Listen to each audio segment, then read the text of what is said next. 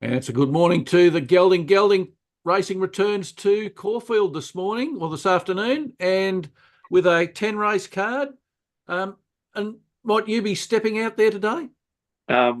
Well, Professor, we might pop over and have a quick little look. I haven't got too far to go, one train stop. So, we thought we might make the best of it. A lovely day today. Everything should be ideal for racing, Professor. Well, fingers crossed. It's looks like it's going to be a perfect day. The first's at 12:15, Gelding, the last at 5:40. So if you're waiting around till the last race, you might be a little bit late home. I will certainly be late home, Professor, as my tips will certainly be in the later races. But you've kept me on my toes this week, Professor, haven't you? Well, yeah, I'm starting early. You're starting in the first, and I'm having my main bet in the last. So hopefully I'll be in a reasonable. The bets will be on early, Professor, so we can have a bit of a social day out there, I think. Very nice, Gelding. Very nice. Yes. So the feature race, Gelding, is race 8, the Jeffrey Belmain Stakes. It's a Group 3. Now, Gelding, the Jeffrey Belmain Stakes used to be run on the same day as the CF Stakes, and this year that's not the case. They've split them up. Yes, Professor. Is there any race days that they've left alone? No, I don't think so. Change. We've just revamped the whole spring carnival, and I like the idea of the Sandown Cup and the Sandown Guineas and all these fine races that were held for years at Sandown are all of a sudden at Caulfield. Then all of a sudden, all stakes used to be.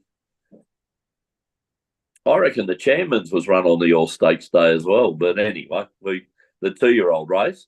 But now they're going to be putting it on with the 1100 Preludes next week and the All Stakes. So, yeah, look, Professor, interesting day. Interesting day. All right, the track's a good 4, Gelding. The rail's out 9 metres. What are your 2 best bets for the day? Well, Professor, working on a good track, might be a little bit upgraded towards the later end of the day. So that normally does it when the rail's out, sometimes can suit the front runners a bit more when it's moved from the true out to the 9. That's a fair movement, Professor. So early on, I'll be looking for front runners. Then if it changes, look, I just hope they haven't watered the track too much and it's creating lanes. So, I'm a bit sceptical about the way they prepare their tracks at Caulfield, as you well know. So it's kind of wait and see. But I know that's not going to help you in race 1 and 2, is it? But, yeah, look, I'll be sceptical. But my 2, I'm going very, very late in the day, Professor. First race, race 9 at 5 o'clock. Number 9, Midtown Boss, trained by Matt Laurie, ridden by Daniel Stackhouse. This horse has shown a lot of ability. It's had 7 starts for 3 wins, 2 seconds and a third, Professor. Chased them quite well first up at Flemington, having its first start at Caulfield, but the second up form is 2 starts for a win and a second, Professor.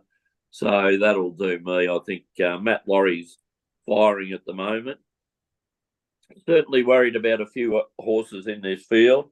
Horses we've been on before at Jungle Gym and Ray Magnario, Professor.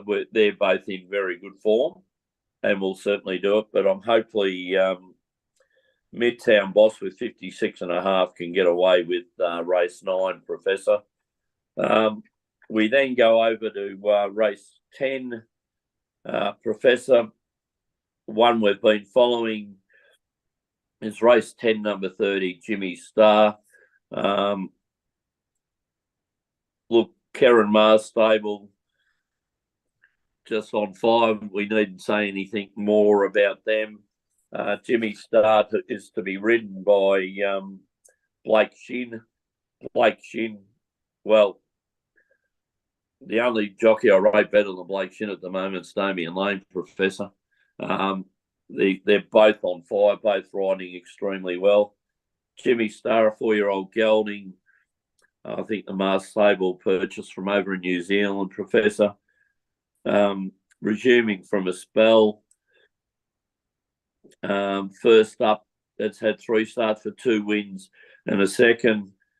5 starts, 4 wins and a second, Professor. That'll do us. And I think Jimmy Star, on a rather even day, may be one of the better bets of the day. But again, a lot of good horses in this one, Professor, that could turn it around. Of course, Poland's in there, not the horse that it was. Peter Moody's got Ride and Rose, Johnny Maloney, Imperial Lad, Sacred Palace and Bruno King. So open, but I think this horse may be going to higher things in this race. So second bet is race 10-13, Jimmy Star, Professor. So they're my 2. And your 2, Professor? Well, Gelding, we're bookending the meetings. I'm going very, very early, as you said, race 1 and race 2 today. In the first race, the McCafe handicap, it's a benchmark 70 for 3-year-old fillies over 1,200 metres. I like in that race, Gelding, horse number 3, Barbie's Doll, coming out of barrier 5. It's only had 2 starts for a win and a place in Gelding, so a 50% win rate, 100% place rate. It was a last start winner at Pakenham, Gelding. It won by nearly 2 lengths. Informed jockey in the saddle, Gelding. You've already mentioned his name several times this morning, Damien Lane. Yes. 14% career win rate, but over his last 50, he's kept where he was last week, 26%, Gelding. So you've got to respect that sort of win rate. What I also like about this one, Gelding, is if punters can get on early, at the moment you can get, now how about this, Gelding? I got it early this morning, right, when I was doing the form, $4.80 the win, $2.40 the place, fixed. That's not bad, in a 7-horse. You won't get $2.40 starting price, Gelding. No. Certainly a bit of talk around about the Freedman things, but I do like it, Professor. You can't do better than a 50% win rate, can you? No, you can't, Gelding, even though it's only 2 races. You've got a very small sample size, but that doesn't matter. It's still 50% is 50% any day of the week, Gelding. They're the figures we like, Professor. They certainly are, Gelding. And the trainer, one that we don't talk about very much on That's Racing, Jerome Hunter. He's got a Victorian base at Mornington, also got bases at Coffs Harbour and Dubbo, Gelding. Yeah, very interesting, aren't they? Hey? A bit different. But, is that Mornington training base is certainly building itself up, Professor, and becoming very, very, very strong. Especially hard to beat when they race their own horses at Mornington, being a unique type of a horse, but coming up from the peninsula up into Caulfield, just a nice little trip, Mornington to Caulfield, and could go well.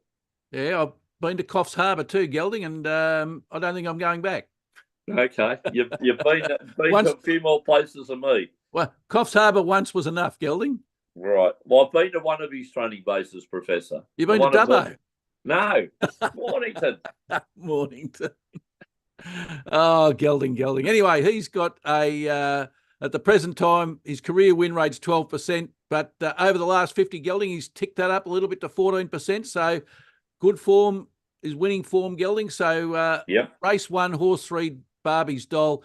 My second selection, Gelding, is in race 2, the Ive handicap, a 3-year-old race, benchmark 70. In this one, number 1, Smoking Giant. Hard to go past this one, coming out of barrier 5, Gelding. It's had 1 start for a win. So this one's got even better rating, Gelding. 100% win rate, 100% place rate. Its only start was at Pakenham. It won by nearly 5 lengths, so it showed good form and should be even better after that run. Damien Lane again in the saddle on this one. So I'm predicting a Damien Lane double to start the day at Caulfield, Gelding. I hope I'm right. And the local trainer and our trainer, Peter Moody and Kath Coleman.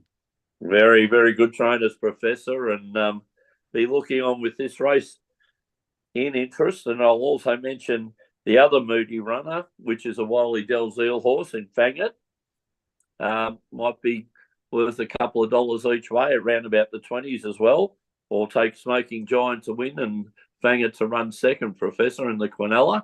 Very nice. Maybe a field for third. It's a possibility today, so we'll have a look at that. And but yeah, very interested to see how this Smoking Giant goes. I think it could be a very, very good horse coming up, Professor, after a very impressive win.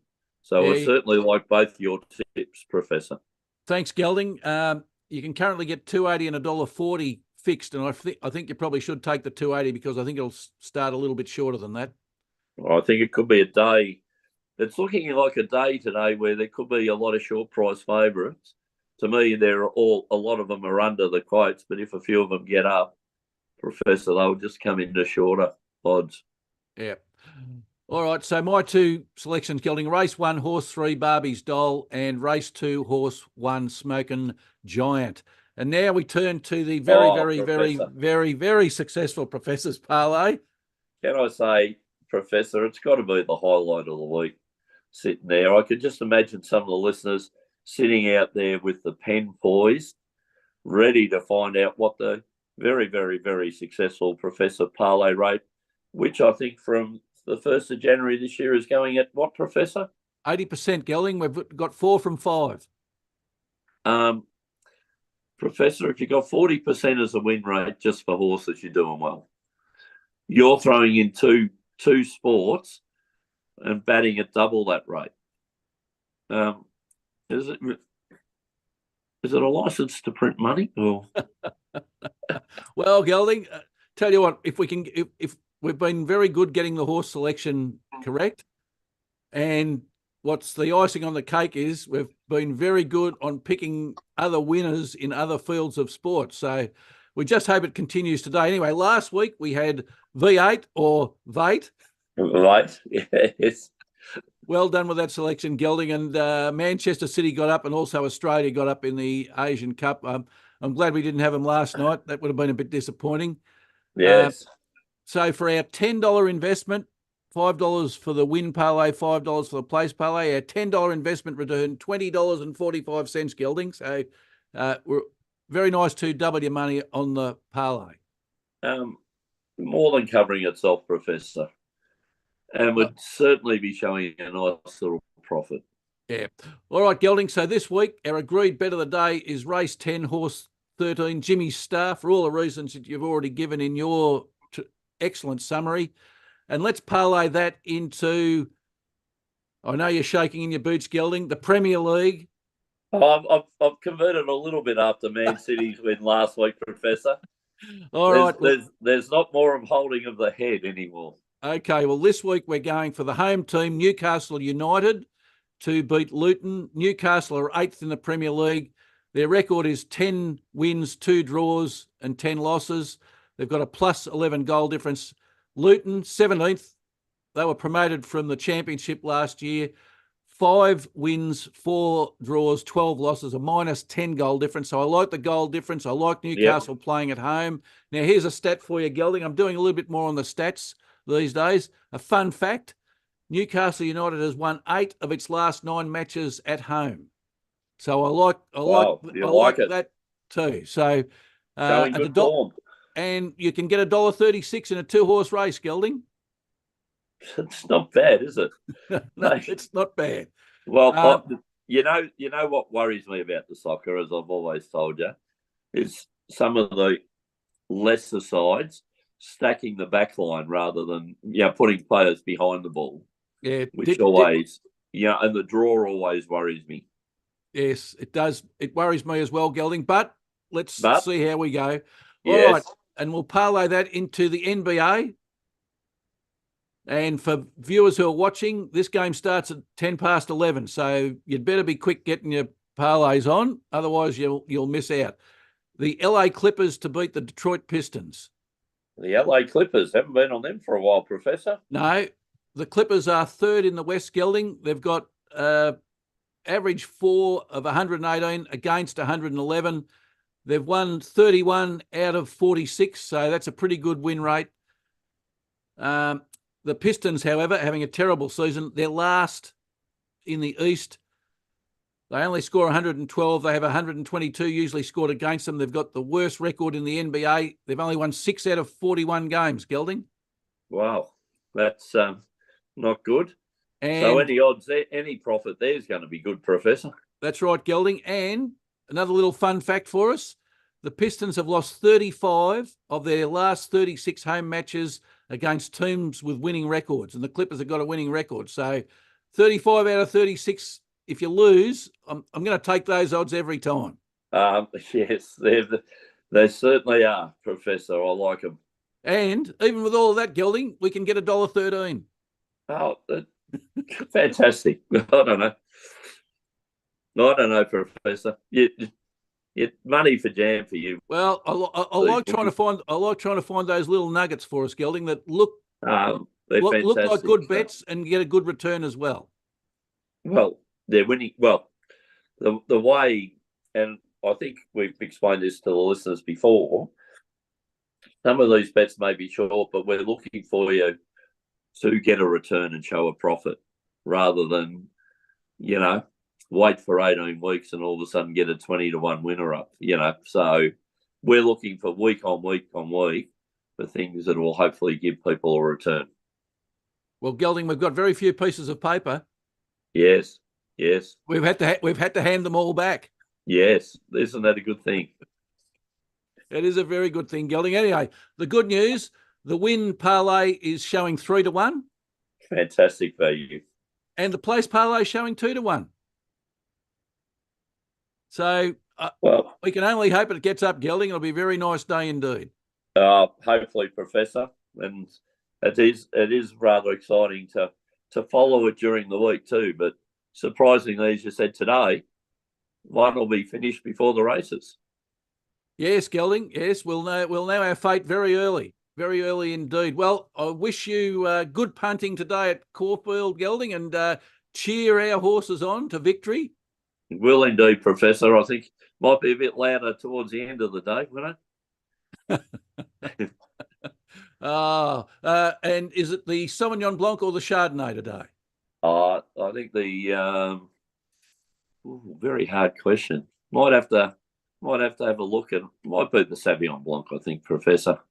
Very nice. Well, it's a perfect a chilled one, a chilled Sauvignon Blanc for the races. It's a perfect day for it, Gelding. So I wish you all the best at Caulfield today. And until next Saturday, and that's racing. It's good luck and good punting.